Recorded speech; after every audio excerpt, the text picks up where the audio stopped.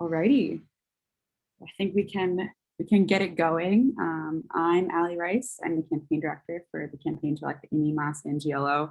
I want to thank you all for being here this evening for this exciting conversation. I know it's a topic that's on a lot of folks' minds. I want to just set some ground rules really quickly before we get started.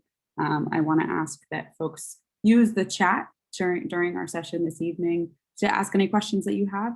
We will have a question and answer section at the end of this conversation, but we ask that folks remain muted until we get to that point. We will signal when we'll open up the program for questions, at which point we'll look to the chat for questions that folks have asked during the first portion of this session and address those in order. And folks are welcome to continue asking those questions in the chat as we go on throughout this evening. At the point that we reach the question and answer section, if folks would like to ask their questions out loud, please use the raise hand function located at the bottom of your screen, or write your name and question in the chat and we'll get to you in order of appearance. Please refrain speaking from over one another or speaking when you're not called to do so. And again, please avoid speaking out during this conversation until we commence the question and answer section later on in this program, which we'll make clear by announcing that. We really want to make sure that this conversation is informative and productive. So we ask that you please demonstrate respect for our speakers and for each other in this space. We are able to manually control microphones and cameras for all attendees and can help folks if anyone is having trouble maintaining a productive environment. We can mute and turn off cameras if we need to do so. We'd rather not, but in case that's needed, we want to make sure that this is productive. My last reminder is that this is being streamed live to Facebook and is being recorded. So again, I want to thank you all for being here, and I'm really excited to turn it over to Amy. Well, thank you. Thank you, Allie, and thank you all for coming, and thank you for turning off the game for a little bit. So you all know who I am. I'm Amy Sangiolo, and I love having these community forums. They're a safe space for all of us to get together and talk about topics of very big interest to the community. So today's topic is going to be on housing, and I've invited a planner to come join us from the city of Portsmouth, and I'm going to introduce him shortly, but I wanted to make sure that we understand why we're here today. We're here so that we can hear from him what tools a municipality can have in their toolbox, so we can actually leverage those tools or embrace those tools and bring those into our city. So when we talk about developing or creating or preserving affordable housing, we will have those at our disposal. So let's first set the stage and get a good baseline for how folks understand affordable housing in Newton. So we're going to start with 2 survey questions. We like to do that because it's kind of interactive and fun. So the first question is, what does affordable mean to you when it comes to housing? So there are going to be 5 choices. So the first choice is spending 30% or less of your gross income toward housing, anything below 100% of AMI, that's area median income, below 80% of area median income, below 50% of area median income, or other. And if you choose other, please put that other in the chat. Awesome. So it looks like it's working for folks, and we're already seeing some answers. I've got the behind the scenes access to these results as they come in, and I'll just shout them out here. So far, we're seeing about 72%, 74% of our results are coming in at spending 30% or less of your gross income is how folks understand affordable. We'll give it a few more seconds. Folks can get those answers in, and then we'll share those results. So folks understand I can't see the poll or the results, so I'm relying on Allie. The behind the scenes, the back access.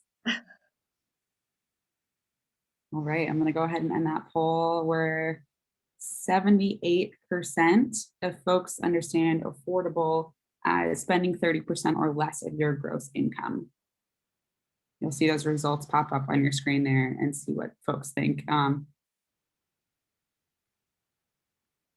We have a question in the chat relating to this poll right now. Can you clarify the household size for the AMI Listums survey? AMI differs for households of 1, 2, 3, or 4. I believe that this is a standard, 4-person household.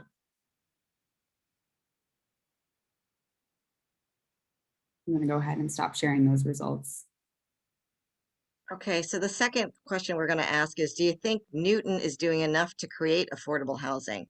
It's yes or no. And if you're answering no, if you could explain that your answer in the chat.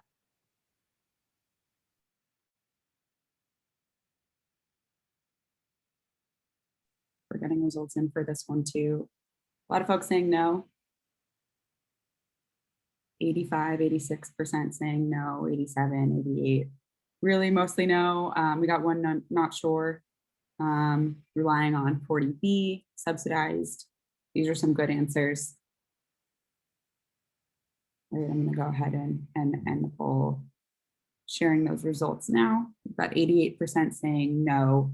Unaffordable rentals. Some helpful answers. Thanks for sharing all of those for those who did share. All right. Okay, so now I thank you for participating in that poll. So now I'm going to introduce our principal planner who's here tonight to talk about the tools that we can access and leverage in our toolbox here in the city. So Nick Cracknell is the principal land use planner for the city of Portsmouth, New Hampshire, and the staff planner for the Historic District Commission. Nick also serves as a senior project manager for the city. Nick has also worked extensively on urban infill, affordable housing, and economic development projects in Amesbury, Salisbury, and Newburyport. With over 25 years of experience as a local planning practitioner, Nick is very well versed in many challenges of managing new growth and development within a historic New England context. Over the past 10 years, Nick has worked to streamline the city's permitting process with a series of innovative land use regulations, improve the public input and collaboration process. Oh, Nick, I'm going to tap you on that one. And strengthen local capacity to ensure that new buildings are designed to support and fit into the surrounding neighborhood context. He has also worked on several housing initiatives, both in Portsmouth and the North Shore, to address local affordable housing needs. Nick holds a master's degree in regional planning from the University of Massachusetts in Amherst, Massachusetts, and prior to joining the planning department in Portsmouth, he worked both as a planning director in Newburyport and as a city planner in Amesbury. So Nick, I'm going to turn it over to you. Thank you, Amy. I'm going to share my screen. Uh-oh, hang on. Can everybody see that? Yes. Good. All right. I just want to, as Amy said, I've been working as a local planning practitioner for just over 2.5 decades in the coastal areas of the North Shore and Portsmouth. Despite how Amy introduced me, I don't walk on water. I'm well versed in a lot of these aspects relating to affordable housing, but I'm by no means an expert. So I consider myself somebody that still has a lot to learn in respect to affordable housing needs, and how to address them. My primary focus as a practitioner has been as a land use planner, urban designer.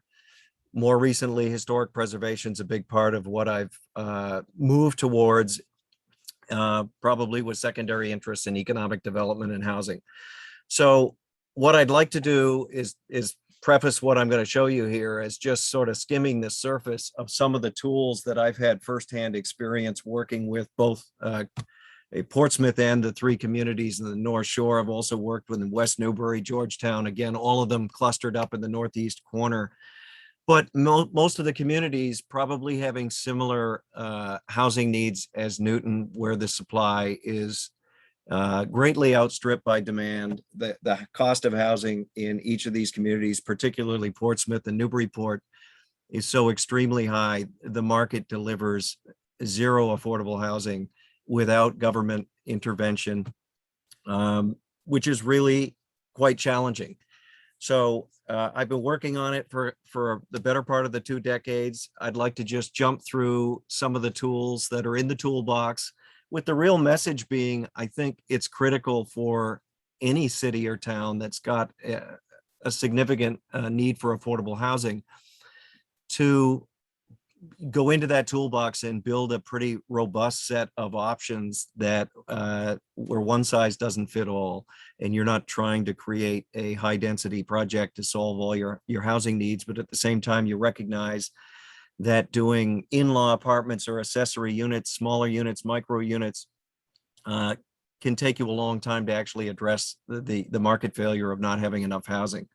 So it's really about increasing supply. Increasing the quality is also, I think, really important. Most of the affordable housing we have in Massachusetts and much of at least the Northeast that I'm familiar with, is housing that was created by largely federal dollars back in the 1960s into the 1970s, typically public housing projects that are nearly all 100% affordable.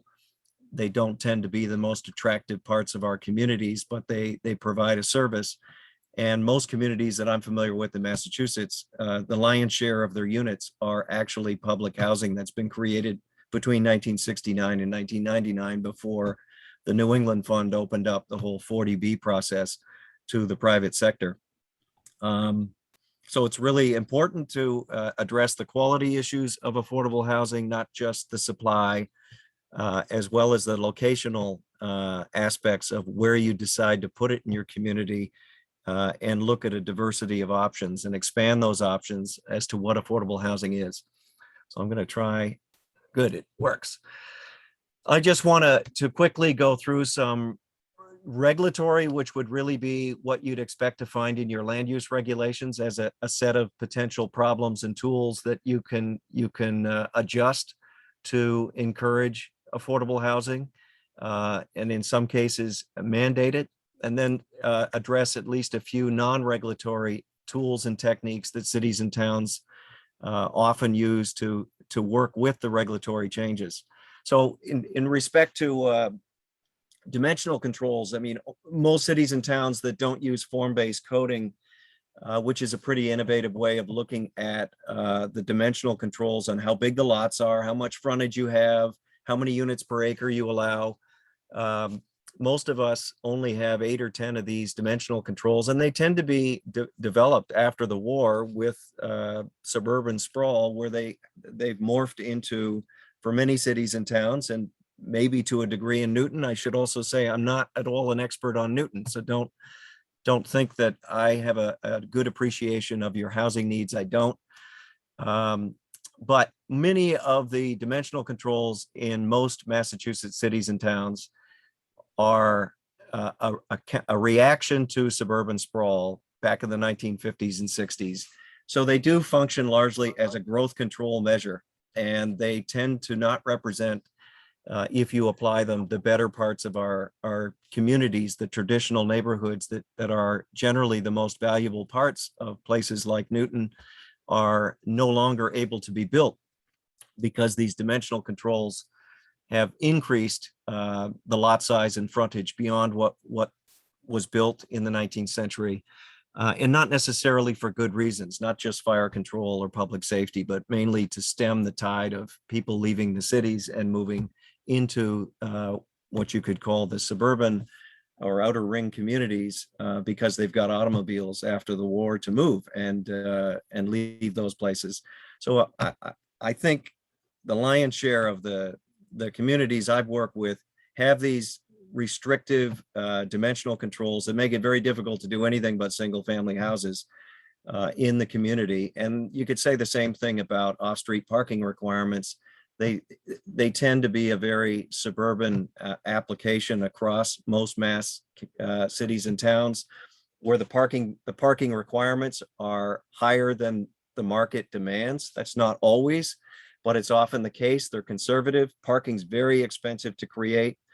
And it's important, if you want to promote affordable housing, that you take a serious look at your off-street parking requirements to ensure that you don't have to have a sea of surface parking around the building, or don't expect a developer or property owner, depending on the scale of the development, to be able to do structured parking just to make the unsightliness of a big parking lot go away. Structured parking is 4 to 6 times more expensive to create than a surface lot. So it's not a very good solution unless you're doing higher density housing projects. Same on flexible design. I think it's really important in urban environments, maybe the more dense areas in Newton, to be flexible about how you address your off-street parking requirements. In Portsmouth and now Newburyport, I've worked on projects where we've changed the code to allow tandem parking is like a no-brainer to have cars for the same unit be one in front of the other, but we're talking about parking lifts, meeting the parking requirements. So there's a car stacked on top of another car. We've got a project in Portsmouth where we're allowing an elevator to be installed to support a building. So the parking is in the basement, and it would have never been possible to do that from a cost standpoint, except for the high value of land and the need to provide off-street parking and its value. So you've got to make sure your land use regulations allow those things without somebody needing to go off to the zoning board of appeals because they want to put a parking lift in or an elevator because the code never anticipated that. Again, I'm not familiar with what Newton says or doesn't say about parking, but I'm willing to bet most communities in Massachusetts don't readily allow elevators and stack parking because they didn't think about it, not because they don't like it. But it's important to allow that flexibility. So what I'd like to focus on are sort of the land use pieces here. Accessory dwelling units are all the rage in New Hampshire, and they're they're making their way into Massachusetts, where there's a real interest to have a second dwelling unit being put on a single family lot that fully conforms to the dimensional controls of, say, Newton. So if you have a single family house and it's on a conforming lot, you could, in Portsmouth, you could seek a special permit to get an accessory dwelling unit, which would allow you to put either a second unit in an existing detached building. Maybe there's a carriage house on the property or a small barn or a garage with a room over it. You could get a permit to convert that into a small accessory dwelling unit, but you couldn't condo it. So it's not a two-family. It has to be owner occupied, one of the two units. It allows people to age in place if they've got a home on a large lot with an accessory building. We also allow people to get a special permit to build another building but it's designed generally to look like an accessory building. So if you haven't got a carriage house, you can propose to build something that presents itself as a carriage house to the streetscape and has a small living unit in it that's independent that you can rent to anybody. So it's not an in-law apartment, but you cannot sell it as a condominium. I think it's ingenious. The legislature came up with the controls on that. And we've had in Portsmouth a couple of dozen of these created in the last 4 years. And it's not affordable housing. That, you know, some of these and many of these things I'm talking about won't find their way on the SHI, the state's affordable housing inventory, may not apply against your 10%, but it's affordable. It's a housing need that's generally present in many of our communities. If you can find a way to negotiate deed restrictions to get them on the SHI, you can do that. But because New Hampshire doesn't have an SHI or the 40B threat, we don't need to worry about that. But I think it's a really innovative tool. They're looking at doing it in Newburyport as a result of the work we did in Portsmouth. Multifamily housing, it's something most communities don't embrace beyond low density. So that's something you've got to talk about. There's huge efficiencies of having townhouses or small mid-rises, especially if you look at things like a 40R program, which is lower on the list, as an alternative to a 40B, this comprehensive permit thing that most of us try and avoid. So multifamily housing is a really efficient way to meet a local housing need and get your numbers up and put housing where it belongs, which is in those transportation nodes. You've got a lot of them in Newton. So I presume you have opportunities despite Newton being a well-established and built-out community. Micro housing's been all the rage in Portsmouth for the past 3 years. We adopted a zoning amendment in Portsmouth to allow 400 to 500 square foot units to be created with only a half a parking space per unit. We've adjusted our off-street parking requirements to allow somebody to do a parking study by a qualified traffic engineer and go to the planning board versus the zoning board of appeals and seek a reduction of off-street parking. So they don't have to even do half a space if they can convince the planning board through a traffic study that there's adequate supply nearby to support the project. And you're going to see a slide in here where we just approved 21 micro units over a ground floor commercial use in a very small building because they're all 400 to 500 square feet. with no parking requirements, because in Portsmouth, we treat parking as a public good, and we have two very large garages that are municipally owned and operated. So we've been leveraging that public good to not require everybody downtown to create surface lots that we don't want to look at. And then there's a whole host of special permits. I'm not going to get into all of them, but I have some examples that are readily used across Massachusetts. You probably have many of them already in Newton that you could tweak.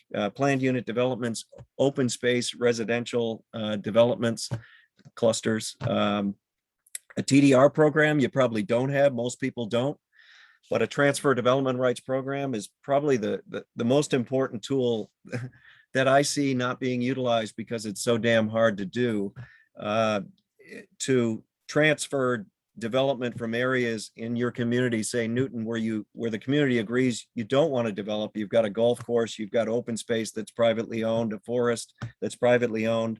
You want to keep it that way. The transfer development rights program makes it easy to identify areas you don't want to develop. What's hard is you've got to find areas that you want to increase the development so you can trade those development rights from the areas you don't want it. And we've done some of that in Newburyport. We've done it in Portsmouth. It's really hard because the community has an easy time identifying the sending zones where they don't want things to happen. They have a really hard time identifying the receiving zones. So Newburyport was relatively easy because we used the traffic circle at the Route 1, the MBTA station, where if you're familiar with Newburyport, we've got a train station that was inactive for 50 years that was reactivated in a location where nobody lived there. So it was a lot easier to make that the sending zone because there were no abutters to speak of. So anyway, that's difficult, but really, really important for a lot of communities, maybe less Newton because you're well developed, better for rural areas.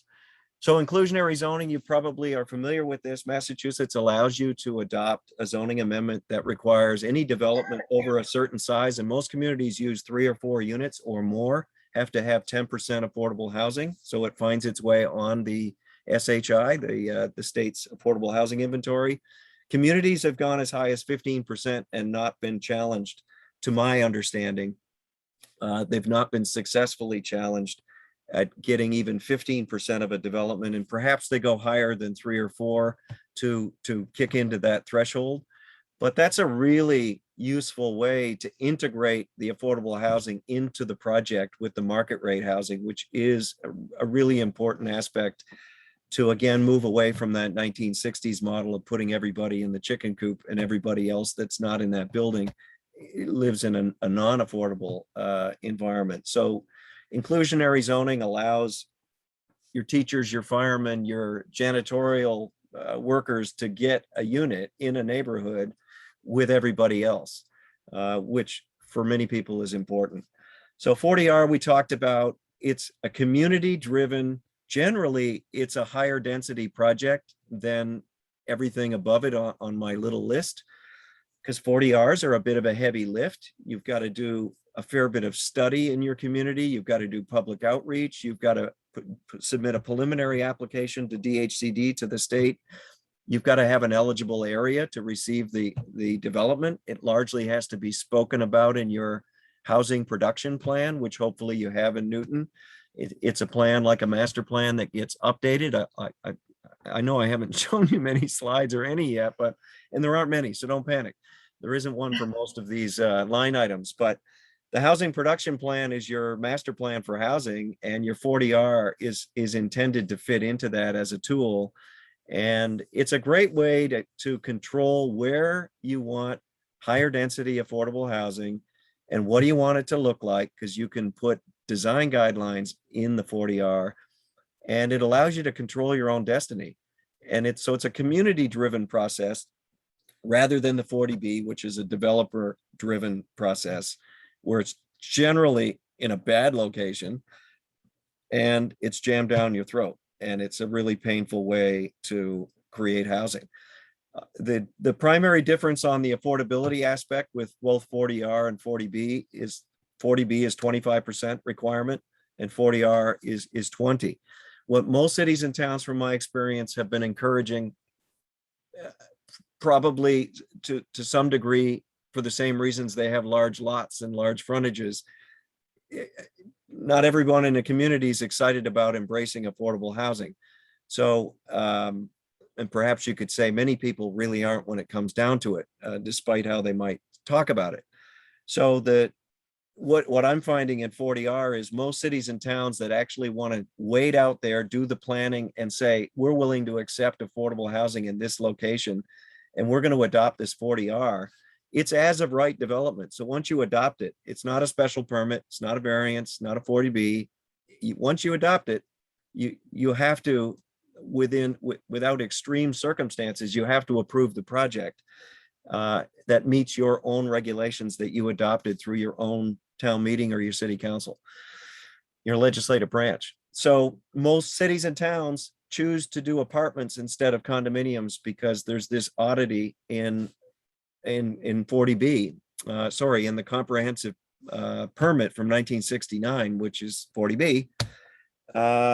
There's this oddity back then that still is on the books, where if you do rental projects, you get all 100 of them, all 100% on the SHI, even the 80% that are market rate rentals, they count on your affordable housing inventory. But if you do a sale project, condominiums, you only get the 25% that actually have a deed restriction. It's kind of madness, but I think most places don't embrace any kind of affordable housing, so they're not interested in changing that because they can take great advantage of it in doing rental projects and getting credit for the 75% that are market rate. That's the trend I think that's out there. Again, I'm not the housing expert, but that's what I've seen in my neck of the woods. And you can understand why that's a big carrot. But the city or town cannot require it to be rental. So that's not unimportant. You can't say it has to be rental. Okay, design review to me, because I'm an urban design person, to me, that's like one of the most critical components. If you're going to support affordable housing, even if it's a cottage in a backyard, a garden cottage behind a house on a single family home, I can't imagine in Newton, the people there are any different than anywhere else. Design matters, and where you place the unit, how the windows are directed, either at neighbors or not, the height, the volume, the massing, the character. I think you need design review controls, at least guidelines that your permit granting authority can use to fit in any of these projects into a neighborhood, because they're often poorly fit if the market makes all the decisions on the quality of the materials or the style of the architecture. Even in Portsmouth, the default setting for anybody coming to Portsmouth to build a mixed use building or anything downtown is something you could see in San Diego or Indianapolis. It's prototypical. It's not what anybody likes. Very few like. And Portsmouth, like maybe Newton, I don't know, really has a hard time, less so on development, more on the design of development and what it's doing to the character of the community. So it's a really, to me, it's the most important. 80% of a successful project is what it looks like, not what's inside it, and how it respects its context.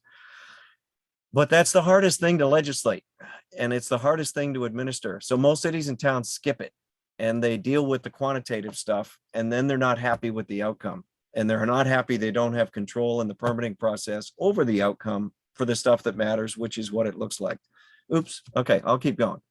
Where did I go? Yep. So some examples of affordable housing plans and projects. As I said, the housing production plan, I've done a couple of these in the North Shore. I didn't do Amesbury, but I've done West Newbury and worked on Newburyports. It's really, I think you probably have one. It's an inventory of your community, its demographic profile, who lives there, what are the trends, what are the local housing conditions, what's your housing stock, what's it look like, what types, what's the age of the structures, all those. It's state driven. So the table of contents, if you want to have this certified by the state, you've got to meet all the thresholds that are in the state program for housing production plans. And obviously you have to develop your own goals and strategies after you've identified your needs, and there's an action plan. But this is a really important tool if you're going to look at doing things like a 40R. So accessory dwelling units. These are just a couple in Portsmouth that I quickly found.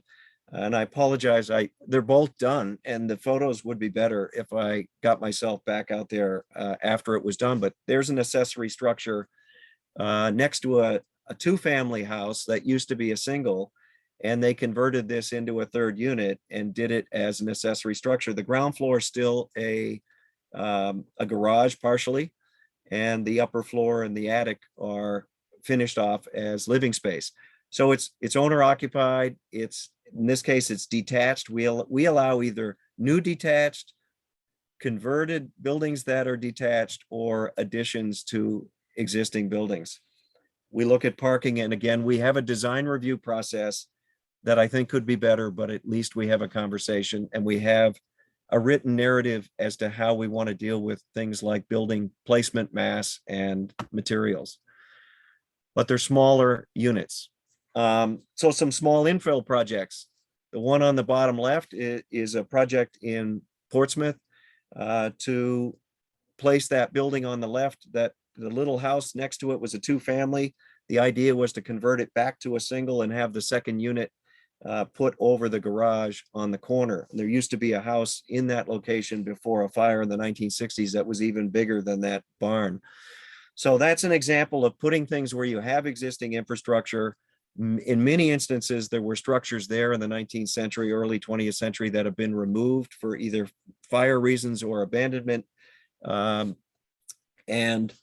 of those images that you see at the bottom, the middle one's Newburyport. That's a side yard of a house on the street that's behind that house. This property was a through lot and had an undeveloped side yard where that little cape is. And that's not an affordable house, but it's a modest house, which made it more affordable for somebody to move into Newburyport and live in that house. So again, I'm not trying to give you SHI projects here, but just a way to create additional housing that's not at the top end of the market. And then on the right, that's in Amesbury. That happens to be near my house. The cream colored house you see in the middle, it's not an affordable house, but it's in an affordable neighborhood. And that was a lot that basically had two houses on it up until the 1940s that were torn down. And it was a weed lot that the church owned behind it. So the church, that they were able to use a special permit to go to the city and convert the convent behind it, the brick building that's been empty since the late 60s, convert that to a four-family condo project, multifamily, and also take this very tiny 4,000 square foot lot behind it with the weeds on it and put at least one house back from the two that were there and fix the gap tooth that we had on the lot. There's the micro housing. Neither of these have been built. That's why we don't have existing photographs, but the brick building you see in the upper middle is a 1960 VFW that's turned into a bar, not for the VFW. It's a restaurant bar today. They want to tear it down and replace it with this 3-story building to the right. The ground floor will be commercial, and there are 21 units. There is a small penthouse on the 4th floor that's recessed, but there's 21 units of very affordable market rate housing because they're 400 to 500 square feet and they have no parking. But there's a garage within a municipal garage with 600 spaces within 300 feet of this building. The building in the lower left is from 1805. It's a historic structure. It's a focal building. It's shown there on the edge of the drawing to the right. They're proposing this addition that will have 51, I believe, micro units in the brick building, the connector building, and the last building. So it's a challenge to do that with this historic structure. This has not been approved, but it's an example of taking what's less than half an acre and having 50 units of very affordable market rate housing. They're going to furnish these units, and there's parking underneath the building. There's 20 spaces, so they do have some parking, probably half of what they need. Okay, 40R we talked about. You can do single and two families all the way up to mid-size, multifamilies to large multifamilies. Yeah, your densities are set by the state. If you go this route, it's 8 units per acre for a single, 12 for a two-family, 20 units per acre for a multi. There's a formula that determines how much land fits into that requirement, but it's an as of right density once the municipality adopts it. That's the benefit for the private sector. They know they're not going to go through 3 years of permitting if the town has adopted a 40R. There's a presumption the town actually wants it. The benefit to the town is you get incentive and bonus payments from the state for adopting it. And when it's built, which can be sizable, you get several $100,000 depending on how many units fit into the area you choose to put 40Rs in a place like Newton. And then you get $3,000 a unit at occupancy. Again, the state did that as an incentive to get communities that are not big fans of affordable housing to actually do it, and smaller communities that are resource strapped to be able to take some of that incentive money on the front end to do their planning and code development. It's only 20% affordable housing, and you can have design standards, which is an excellent addition and contrast to a 40B. Almost done, Amy, and I'm sorry I'm so long-winded here. Take your time. This is all informative. Okay. Inclusionary zoning, I talked about, it's in the state statute. You can require 10% of the units to be affordable in a project as small as more than 3 units. And communities also require in lieu payments for the first 3 units. So if you do a 3-unit project, you can say, give us this much money that we'll give to a trust for affordable housing. So you're not segmenting your way around the requirement for local affordable housing. So in this particular project that I worked on, we had 17 acres of land. We did an OSRD, one of these cluster developments, and we gave 85% of the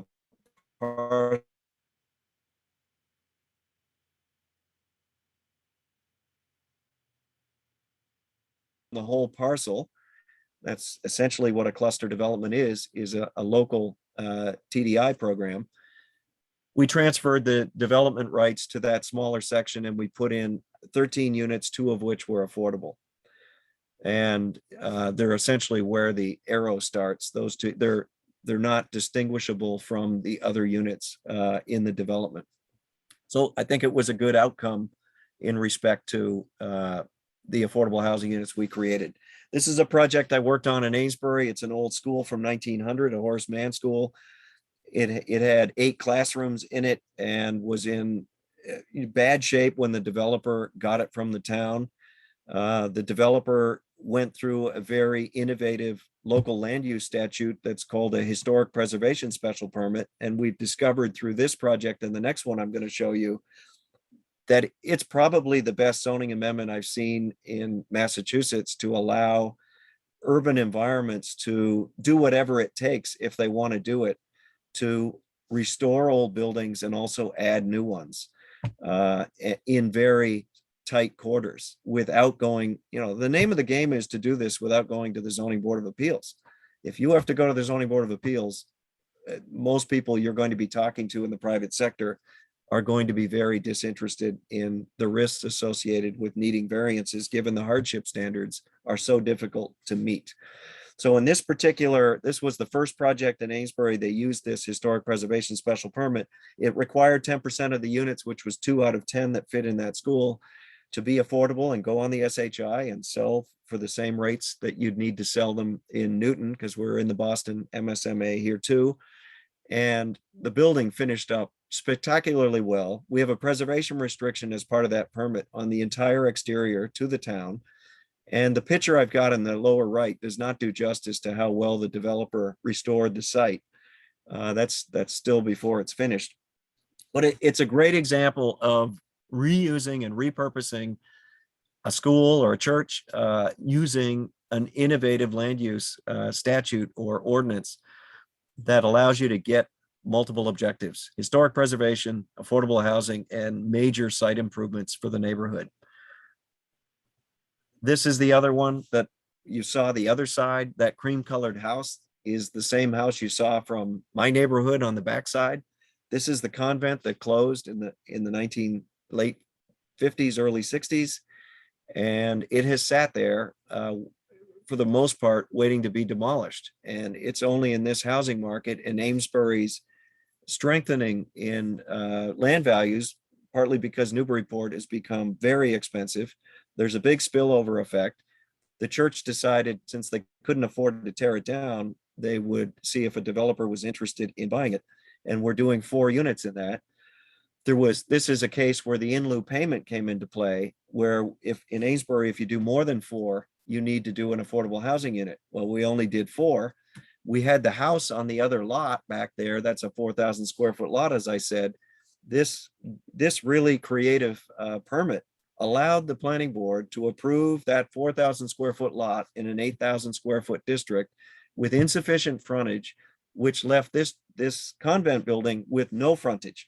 It has a floating easement for access across the church parking lot in front of it.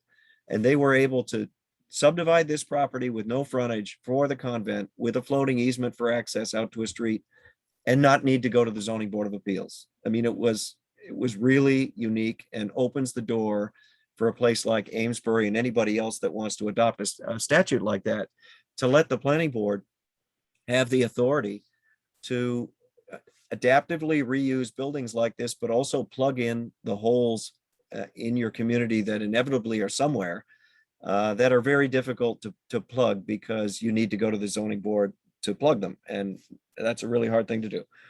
So there was a $50,000 in lieu payment here, and that went to the Affordable Housing Trust. And most cities and towns that have adopted the Community Preservation Act and have those funds coming in every year quickly adopted established an affordable housing trust, if they didn't have one already, to receive the funds, at least the minimum 10% that's required for affordable housing out of those funds. But additional monies from places like this is a result of the inclusionary zoning in Amesbury, created the $50,000 in lieu payment. And that went to the trust. So the trust is a group of people that are highly focused on affordable housing. And they're generally smart people that are focused on affordable housing. So they're able to better utilize the funding than people like me in a planning department and make the implementation a lot easier and a lot more effective as to how they want to spend that money to address the housing needs in the community in which they serve. So that's my last slide. That's what I Wow. got for now. That was a lot. Thank you so much for sharing all the different tools that you've worked with, and actually showing us live projects that you've either helped create or you know about, or that are in the planning process. I mean, we don't have a zoning board of appeals that approves special permits. We have a city council, or what used to be called the Board of Aldermen, that would approve the special permitting. So I hear what you're saying about how developers want to avoid that process. So it sounds like it's not just a Newton problem, but a problem statewide and maybe nationally about developers having to go through a permitting process and how difficult it can be. So Amy, I just want to clarify, because I maybe wasn't clear. The issue that you want to avoid, if you can avoid it, is the need to go to the zoning board of appeals. Whether your special permit granting authority is the alderman or the planning board or someone else, that's less of a problem than needing to deal with the hardship problem. Oh, the State law. hardship. Okay. Yeah, for variances. So all of these tools that I presented make an effort, not a sole effort, but make an effort to make it easier, but not simple. You don't want the developer to have it. I'm not a big fan of as of right zoning. You lose a lot of control. You make mistakes. It's complicated. So you'll make mistakes in the adoption process, and it'll be too late if it's as of right. I'm a big fan of special permits. I find that a good balance between variances being too high a bar for the market and as of right being too low. It's an opportunity for everybody to engage and collaborate. And if you meet the findings, it puts the burden on the city or town to deny a special permit, not the applicant to demonstrate they make the mark. The burden's on us, the government. I think it's balanced and fair. So if the aldermen are the special permit granting authority, great. I'm sure they can do a good job. Just keep it away from the ZBA. We try. Yeah. Well, thank you, Nick, for providing that overview. So I'm just going to share a little bit about my affordable housing plan. So a lot of folks know that I've been a big proponent of deploying a multi-pronged strategy. Some of the tools that were mentioned by you, Nick, creating a municipal housing trust fund, which I'm very happy to see that the city council is starting to look at that. I thought they would have passed that by now, but they have not.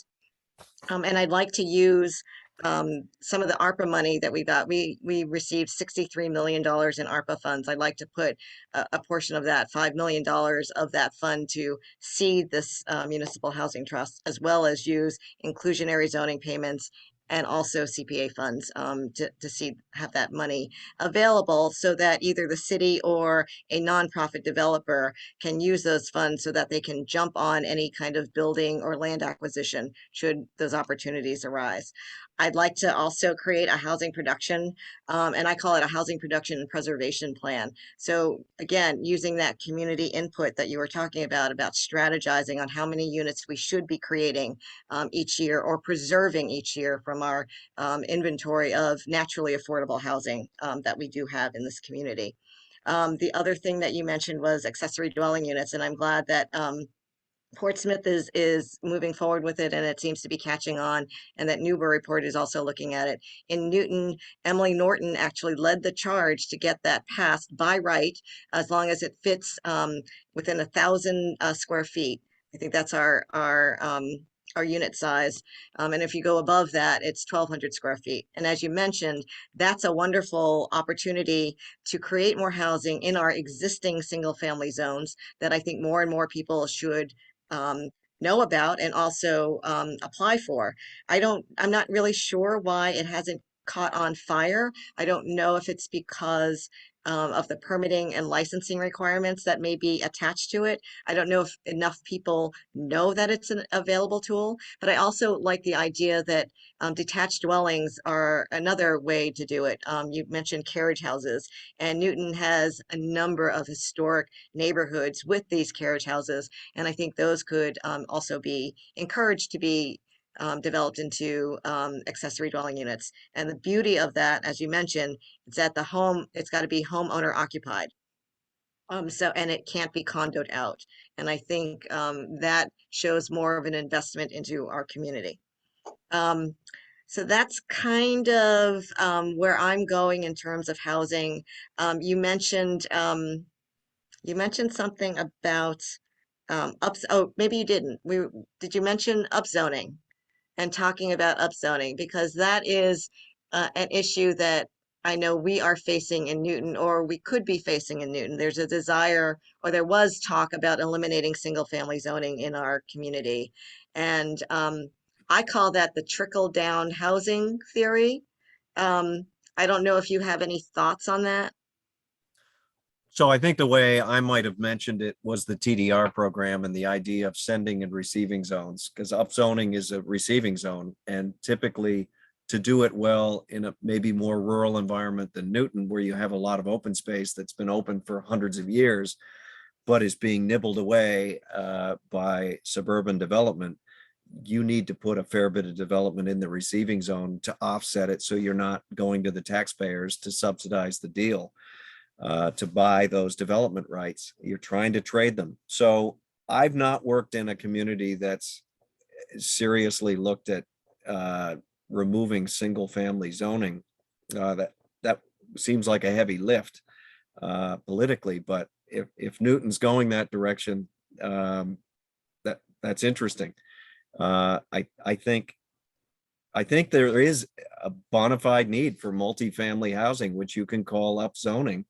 I'm seeing a trend still going the opposite direction. Most places that I work or walk or play are willing to play the 40R game a little bit, but most people aren't interested in the North Shore in upzoning their communities. There's still the tendency to roll up the carpet and go the opposite direction, despite what's said.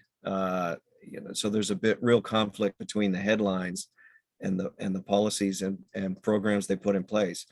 But there's no doubt that multifamily housing is something we need to get back to for much of the population that can't afford to live in a single family environment. And when you talk about the accessory dwelling units and what's been done in Newton, yeah, it's a great tool. To me, the devil's always in the details, in the design guidelines or standards that go with how you do that. I think accessory dwelling units sounds like a really good idea, but it can be done very poorly if you don't have sufficient control on avoiding that outcome, because you're typically putting new housing units behind housing units, like a carriage house or barn would be. And those buildings are pretty quiet when they're not lived in. And they all of a sudden become activity centers and create privacy challenges in an urban environment between neighbors. So it's really important, I think, to think those things through so you're not surprised when you're confronted with an angry mob because the design wasn't really thought about when it's as of right. I absolutely agree. And right now, our current ordinance for detached dwellings, accessory dwelling units requires a special permit. There you So, go. yeah. So, we have a couple more survey questions for the audience before we open it up to any questions you all have either for me or for Nick. So, the third question will be, if we all agree that we need to build as well as preserve existing housing stock, where should it go? Within a quarter-mile radius of public transit, in our village centers, in the periphery of Newton, or anywhere? Is Ally running the poll? Yep, it's live. Okay. We're seeing some results come in. Let's just saying anywhere. So yeah, if you're sending anywhere, feel free to drop where you think that would be in the chat if you have a specific place in mind. And I know that this was a question that was asked earlier, was where, so maybe we can address this and we can get to that question later as well. And folks are saying, slim majority of folks are saying within a quarter-mile radius of public transit. It's actually a tie in our village centers, really close. So I'm gonna go ahead and end that poll, share those results with you all. We're seeing 48% saying within a quarter-mile radius of public transit. Close second is in our village centers, and then a little bit after anywhere. Tell us in the chat if you have a specific place in mind. I'm gonna go ahead and stop sharing those results. And then we do have another survey question here. The question is, are you in favor of eliminating single family zoning to multifamily zoning? And the possible answers are yes, no, and depends where. So that is now live for folks to answer as well. Most folks are saying no, 79%.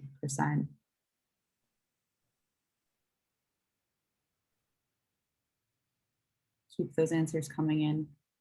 68% saying no, 69%. All right, 70% of folks are saying no, not in favor of eliminating single family zoning and multifamily zoning. Saw a hell no in the chat.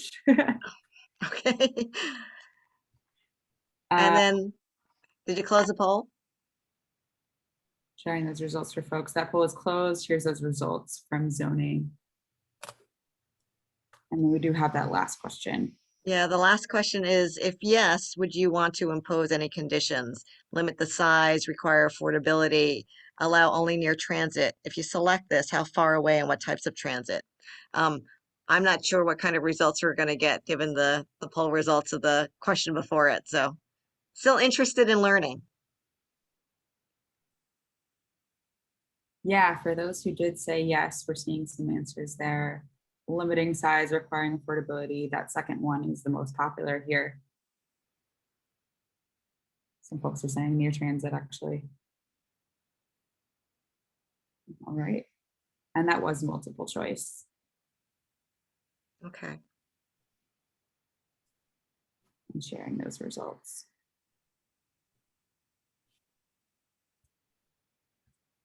All right. So we're seeing 69% of folks saying requiring affordability would be the condition should it be eliminated.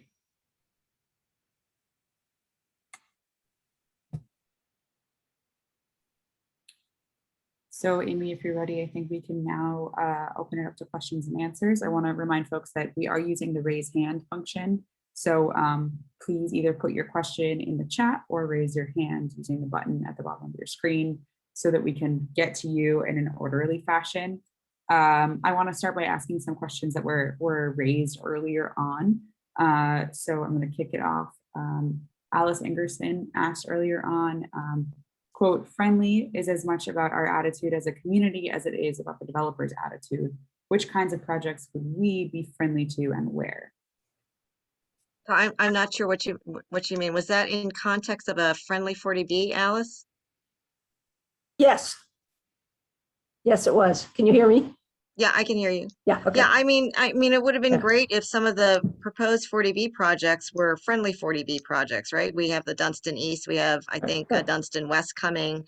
We certainly have the Robert Korf was on one of our other um, community forums. I think it was on West Newton Square, and telling us that he's probably going for a 40B over at the Santander Bank. So that whole West Newton area Right. will see 40Bs. So can that Santander Bank maybe possibly be one of those friendly 40Bs? I would encourage that if possible. Yeah. I think the point is friendly 40B is the community taking the initiative and saying, here's where we will encourage it and not appeal and set up our criteria. If you go here, you'll have an easy time.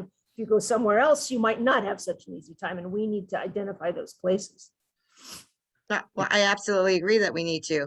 I was on a call with someone yesterday, and we were talking about how the city doesn't have someone in their planning department looking at all the available properties and working with the real estate community to find out where those properties are. We don't have a really good inventory of our city-owned properties to identify potential projects, right? Development projects. I think we always need to be on the lookout. One of the things I did, I want to say it was in 2017. There's garden apartments across from the Riverside Station, and that went on the market.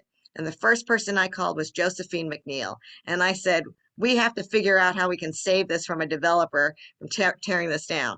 Now, it turned out that a developer didn't tear it down. They did raise the rents a bit, but they didn't convert those all into luxury apartments. Thank goodness. But that's the kind of proactive proactive planning that we need. We need people to go out there, understand what's out in the community, what could be converted into luxury apartments, grab those. If we had that municipal housing trust fund, which I've been a big proponent of, and had some funding in there to go in and access those opportunities. So I think you're absolutely right, Alice. Amy, if I could just add to that, I Sure. think if you're interested in doing friendly 40Bs, that's the whole purpose of a 40R. Because the 40R allows you to identify those areas, market them as places you want to have affordable housing and other kinds of housing. You can define the type of housing you want, whether it's single, two, or multi. You can define what it looks like and answer all those scary questions you can't answer under a 40B until you're looking at it and you're arm wrestling, and you're usually talking to lawyers to figure out how you can level the playing field and be taken seriously. 40R is just a great tool. And the incentive, not that funding is a big deal for Newton, but being able to be at least reimbursed for your planning efforts is not inconsequential. And getting $3,000 per unit is not inconsequential. And your school costs are covered for any of the school age children that make it into the Newton public school system under 40S are covered by that statute. So there are a lot of benefits financially, and mainly, perhaps more importantly, controlling your own destiny as a community to where you want to meet your housing needs and do it in a very prescriptive manner. Is there, on the state's website, is there any data on how many communities have opted into the 40R program? Yep, it's dozens, and there are a bunch of reports. If you just Google smart growth districts 40R, you'll see a couple of think tanks have done studies, white papers on, as well as the state, where these have been adopted, when they were adopted, how many units were in them. There's a whole host of really good data to see how it's been working. And what did you mean by 40S? 40S is another statute after 40R that covers, because again, a lot of communities, it's a million excuses we all use to not want to go down the affordable housing route. And maybe it's not your audience here, it's the people that aren't here, that worry about municipal service delivery costs. And schools are a big part of our annual budget. And 40S was put into place as a stopgap measure to say any children between the ages of 5 and 17 that move into a 40R, I think you're responsible as a municipality to go track that, but that's not hard because your school department's doing it. You can request reimbursement for the local share of the school costs for those pupils that live in that 40R project. So that's not insignificant when you're talking tens of thousands of dollars sometimes for your local school costs per Right. pupil. So that's those are all, like, there's a lot of good reasons. The 40R isn't simple because you got to go find a neighborhood or two in Newton that is willing to accept it. But Right. it's really compelling because, again, you're going to get 40Bs jammed down your throat somewhere at some point because people want to live in Newton, and that tool exists. So it leaves you really short.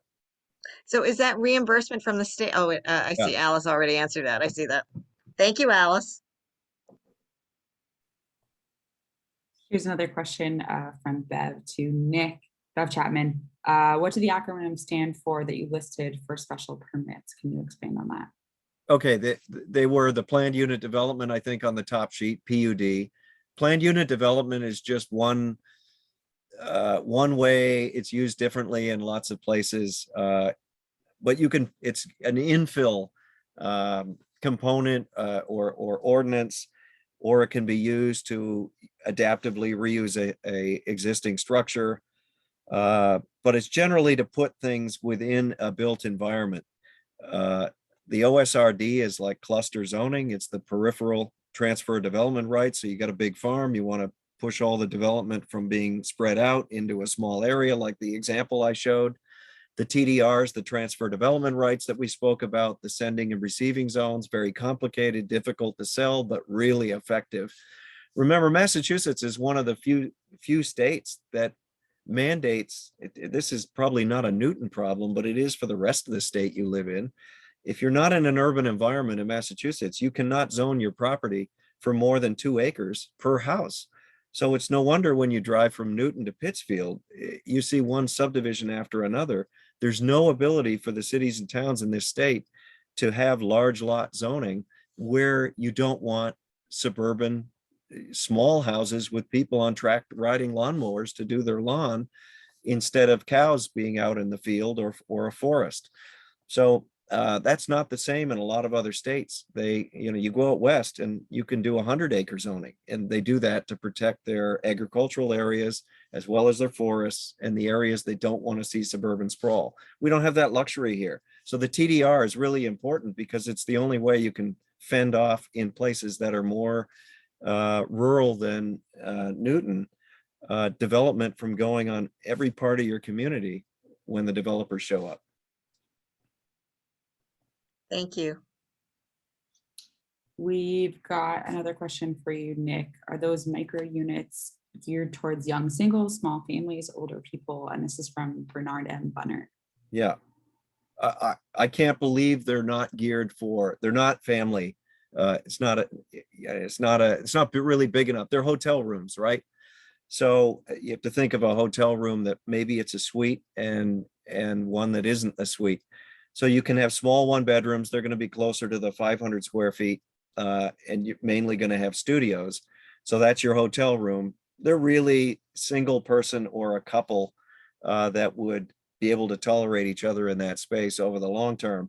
And I'm guessing they're both young people, millennials especially, in a place like Portsmouth, or perhaps there will be some older people that just want to downsize. It's usually a big downsize, but it's a way to stay in a vibrant place, because you don't do micro housing unless it's around something, from my experience, something interesting and walkable. It sounds like something that Newton could consider when we're looking at our village centers and increasing density. Totally. I would think it would do really well in Newton. And again, parking's the bugaboo Right. because it's expensive. It costs as much to create that space as it does some of these units in the wrong neighborhood. We've got a question, I believe for Amy, from Mary Hannah Smith. Could you explain why elimination of single-family zoning is trickle-down zoning? Sure. The concept that I've learned through a lot of reading is that when you upzone and you're trying to create more multifamily housing, usually unless you have controls on or restrictions on what that resale is going to be or limit the size and scale, it ends up creating more luxury units like we see here in Newton. I mean, I live in Auburndale and there are multifamily zones near me where I'm seeing developers come in, tear down those houses and build these luxury units, right? So when you do a blanket upzone, the market is the one that's going to benefit, right? Unless you have controls on the type of development that's going in place. And Nick, you can correct me if I'm wrong, but the whole concept is with trickle down theory is that you build for the market and you build, just like trickle down economics. And hopefully, eventually people who are downsizing, who no longer want to live in their large homes will upscale or move to new digs. And then eventually there'll be the housing supply left over and those prices will come down. Is that right? I mean, I can't say I'm overly familiar with all the facets of trickle down housing, but it sounds to me like a Ponzi scheme. It doesn't work. If you have a successful community that people want to live in, like Newton or Portsmouth or Newburyport, you can't build enough housing to meet your local demand, because your local demand is going to be a regional demand. Who doesn't want to live in Newton that's within 30 miles of Newton or 15? It's a great community with amazing services and great people. So you're not going to solve your housing needs problem, which is more regional than just local, by building a ton of housing. You got to build the kind of housing you want, where you want to build it, and fix some of the imbalances of the market that have come to Newton over the last 60 years, like everybody else, because Newton's very different now than when anybody probably on this call was born, just like Portsmouth and Newburyport. It's probably safe to say it's more of a bedroom community than maybe it was. And it's different demographically. And you probably have had a plethora of single family construction over the last 70 years that you're now backing up against. So again, I don't know Newton well enough to probably be saying what I'm saying, but I think that's a general trend out there. So we do need more housing, but the quality and the location are probably more important than the quantity, to me at least. Thank you. I think we've got time for about 3 more questions. So I see some folks are raising their hands. Maybe we'll go with Mary Lee Belleville. Mary Lee, if you want to unmute yourself and ask your question. Thank you very much. Amy, I'm curious what your thoughts are. I was interested in the whole 40R, and that the idea is that we can control our destiny more with that. I'm a big supporter of building affordable housing directly in the village centers.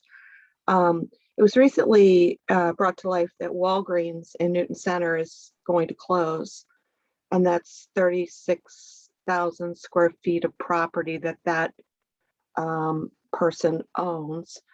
What tools, if we want to be proactive about building affordable housing where we want it, what tools, if any, do we have to try to steer the development in that location to produce affordable housing? So you're saying what current tools we have? Because Or one of the any things, tools, like whether Nicholas has some ideas on that, but how can we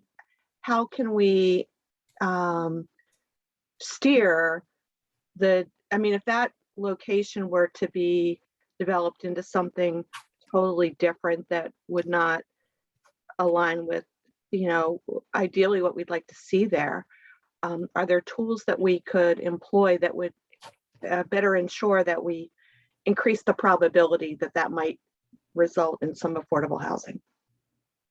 so I'd have to take a look at the zoning. My guess is it's not, it may be business owned, and I don't know Yes, whether it's BU1. it's BU1. Okay, so so it would need probably a rezone, right? If we wanted to do Sure. some kind of mixed use housing there.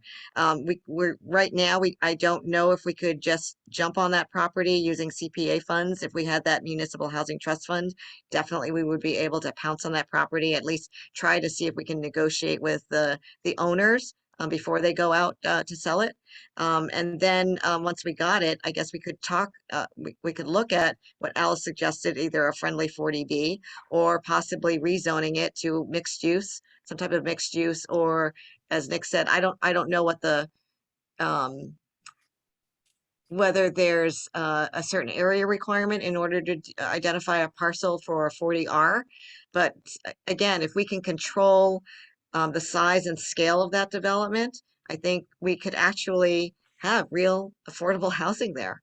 Yeah, it's a great opportunity. I just would, I don't think it'll happen organically. I think it's going to have to happen through a deliberate process. Absolutely. And I one thing I didn't mention that I do support is subsidizing. So I think the city and government in general needs to subsidize if we want affordable housing. Help create it, help develop it. We have to be real partners in it. I'm sorry, Nick, did you? Yeah, I was just going to say, you guys are on the right track. I mean, if you've got a Walgreens with nearly an acre of land in a village center in Newton, and if it's own business, odds are, like every other zoning amendment everywhere else, it's fairly restrictive on what that property owner can do with that property. It doesn't mean it's uneconomic, but it's likely underzoned. But I don't know that for sure. So because most properties are sitting on zoning from the 1950s and 60s, what I've done in a lot of places I've worked is take advantage of this lousy zoning that creates things we don't even really like, that have been there for a long time. So we're able to not open the spigot and say, hey, do some big giant project. We're able to do things like a 40R, or more typical, an overlay district that's over that village center that says, if you have an acre of land and your zone business, you can do mixed use, because you probably want the ground floor not to be housing if it's got a Walgreens in it, or a commercial use in a business district. But you can do upper floor residential. Instead of it being 35 feet or whatever the height requirement is in the business, you can do 45 feet. You can have less parking. You can create carrots so the private sector will solve the invisible hand of the market, will solve an economic problem of needing to raise and appropriate money to get your hands dirty in dealing with development. Let the developer do the work.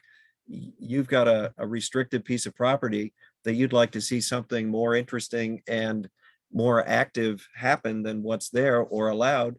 You can control through a special permit process a much more robust development that you don't have to pay for, but you get the benefits from. And so do they, which is why the property owner will listen and work with you, because right now they're stuck with whatever rights were put in there in 1955 and not changed since then. Does that make sense? Yep. Yeah. Yep. Absolutely. Thank you all. Seeing the time, I'm going to go ahead and give Rena Getz the final question of the evening. Rena, if you want to go ahead and unmute yourself and ask your question.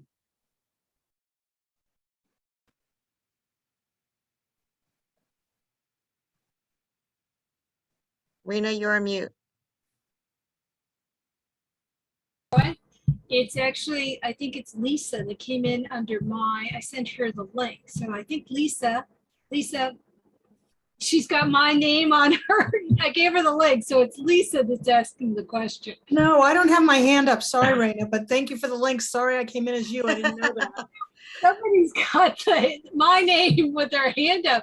Yeah, sorry. No problem. We'll go to Kathy then. I think Kathy Pillsbury has a question. Yeah, this is a question for Nicholas. I saw that you have been involved in Portsmouth and doing some form-based zoning in the city. And that's one of the options being considered for the village centers or overall, but I think it's works best probably in the village, more in a village or city. I wonder if you could speak to that and if it's been effective. And Oh, I agree. I'm a big fan of form-based zoning. We adopted it 6 years ago in Portsmouth. It's challenging to establish, but it's not impossible. Instead of having those 10 basic dimensional controls, you probably have in Newton, like everybody else, lot size, frontage, setbacks, height, open space, coverage. We actually have 30 dimensional controls in our table where we have form-based coding. We have the spacing between the doors.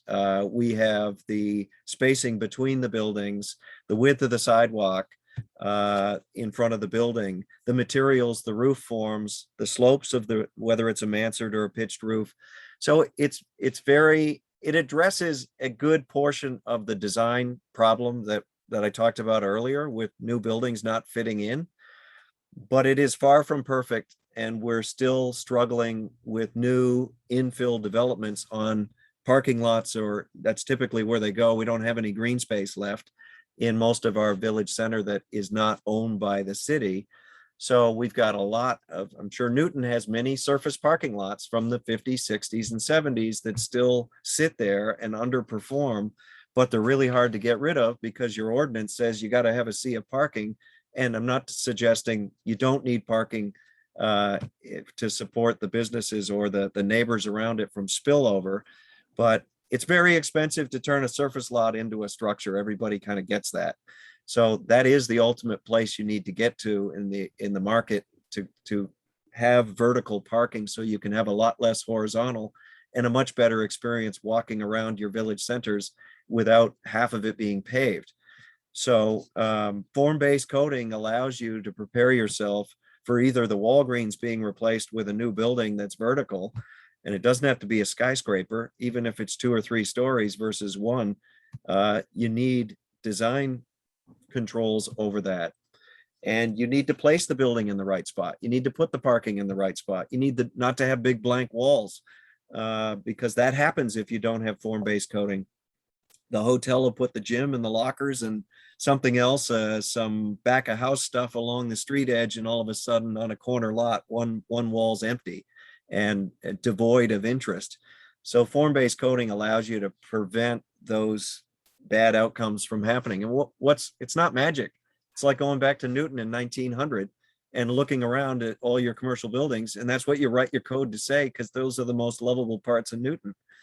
Is the old stuff that was a walkable place with streetcars and running shoes, not automobiles. So it's well worth doing. And I know enough about Newton, it would be a perfect place to do form-based coding, especially where you want to encourage new things to happen. Okay. Thanks. Thank you. Well, we almost, yeah, wow, it's almost an hour and a half. So I want to first thank Nick so much for sharing your time and your wisdom with all of us. It was so informative and so very helpful to have your perspective, and I am so grateful. So thank you, Nick. Thanks for having me, and go Amy, good luck. Thank you. And to everyone who joined the call, I hope you also found it informative. We tried to not make this too political, although, you know, obviously I am running for mayor and I am trying to share my views on housing. And so I hope you understand that I am a very open person, willing to learn about all the different tools that we could have in order to get more truly affordable housing in this community. So I thank you all. If you all have any additional questions, you know how to reach me. It's either amysangiolo@gmail.com or teamsangiolo@gmail.com. And again, thank you all. And I don't know how the Red Sox did, but don't let that be a reflection on me. Okay? Good Thank night, you. everybody. Thank you. Night. Good night, everyone.